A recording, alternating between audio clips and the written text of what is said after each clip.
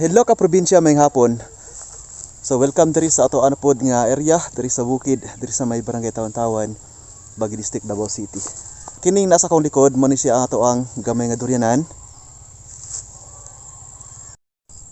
So ganina nag-pruning ko kay para pag-abot sa pagkasunod tuig is makabunga na ni ato ang uban nga mga tanom nga durian.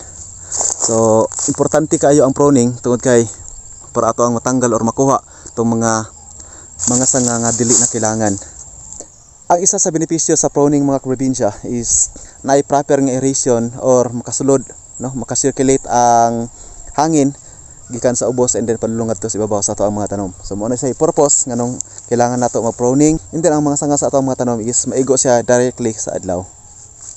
Mao ni siya ang isa sa punuan nga namunga sa ato ang durian ka probinsya. 5 years old.